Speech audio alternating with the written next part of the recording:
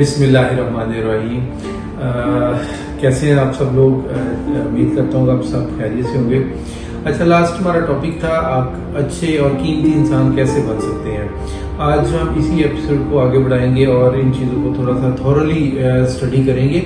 उसमें हमने जो स्टडी किया था वो नमाज के बारे में किया था कि अगर आप नमाज पढ़ते हैं, अल्लाह का हुक्म है, फर्ज नमाज है हमारे ऊपर, एक दिन में 5 टाइम हमने मस्जिद में जाना है या आपने नमाज अदा करनी है। नमाज कायम करने का मतलब तो ये होता है कि आप मस्जिद में जाएं, प्रॉपरली जो है ना वो बाजमात नमाज पढ़ें। मुद्दा ये था कि देखिए, हम जब फजर की अज़ान होती है तो हम सोए होते हैं, हम नहीं उठते।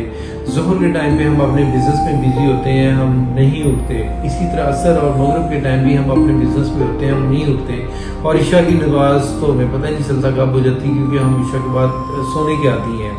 अच्छा, हमारा जो इस टाइम पे निज़ाम ज़िंदगी है वो इतना डिस्टर्ब हो गया हुआ है कि हमने अपनी सारी चीज़ों को अनतरतीब कर दिया।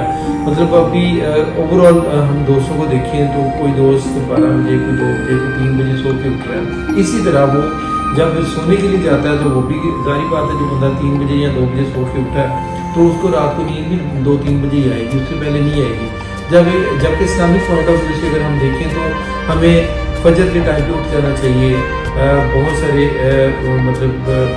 कॉल्स हैं, हमारे बड़े भी ये कहते हैं कि जो सुबह के टाइम उठता है उसका रिजल्ट जो है सुबह के टाइम लिखा जाता है और वफ रिजल्ट उसके लिए लिखा जाता है। जो भी इसको उठता है अपना रिजल्ट ले लेता है।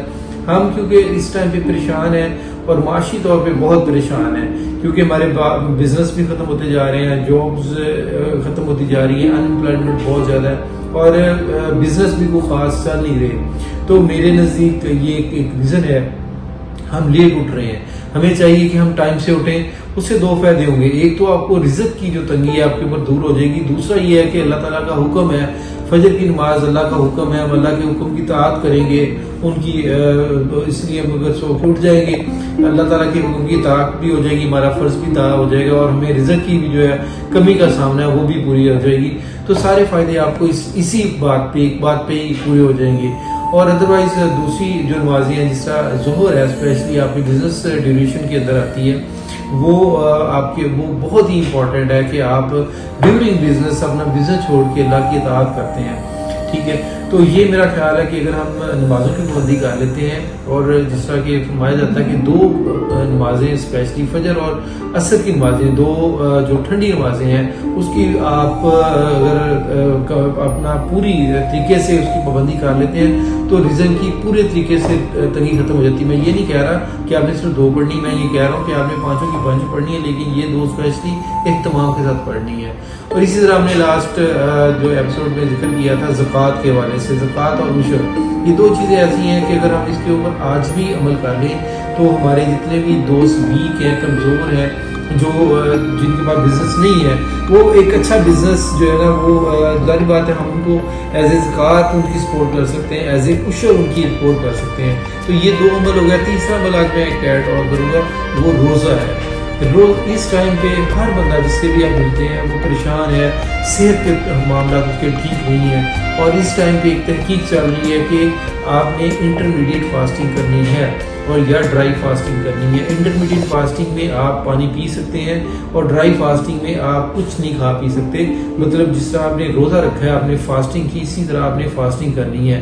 इस तरह पे चाइना के अंदर बहुत सारे मरीजों का इलाज इंटरमीडिएट फास्टिंग के थ्रू किया जा रहा है। आज हम अगर देखें तो हमारे माशरे में बीमारियों ने घर जमा लिए हैं, डेरे लगा लिए हैं आपके घरों के अंदर। हर बंदा ब्लड प्रेशर का मरीज है, हर बंदा ज़हनी कोफत का मरीज है, हर बंदा डिप्रेशन में है, शुगर का मरीज है, हार्ट का मरीज है, किडनी का है, लीवर फेलियर है। तो ये सारी के सारे रोज़ा बेस्ड चीज़ें हैं। आज अगर आप ये सोच लें कि मैंने इंटरमीडिएट फास्टिंग करनी है और वो जो कानून है हमारा कि सुबह के टाइम नाश्ता बहुत हैवी करना है, अपने बादशाहों वाला नाश्ता करना है, दोपहर का खाना जो है हमने वो खाना है ज़ीरो जैसा और शाम का खाना हमने खाना है गरीबों जैसा। लेकिन हमने इसको उल्ट कर दिया, हम नाश्ता ही नहीं करते। देखो कैसी बात है, हम नाश्ता नहीं करते।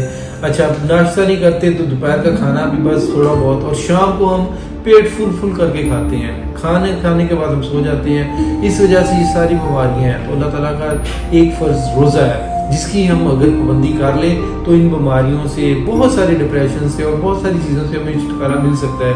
तो ये अल्लाह ताला के जो जितने भी फ़र्ज़ हैं वो हमारी सेहत से बड़े तल्लक रखते हैं। एक एक फ़र्ज़ अहमियत का हामिल है, लेकिन आजकल हम रोज़े ही नहीं रखते।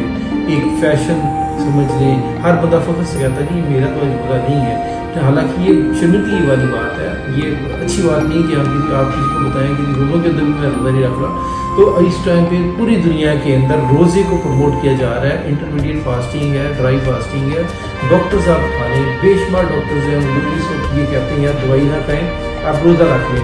उसकी रीज़न ये है कि हमारी बॉडी के अंदर बेशुमार जो है वो चर्बी और चीज़ें जमा होती जा रही हैं जिसको हम किल नहीं करते। ये रोज़ा जो है वो कैंसर का बेहतरीन इलाज है। अगर हम रोज़ा रख लें तो हमारे जो सेल्स, कैंसर सेल्स हमारी बॉडी के अंदर बन चुके हैं, रोज़ हमारी बॉडी ही उसको किल कर देगी, उसको ख़त्म कर देगी।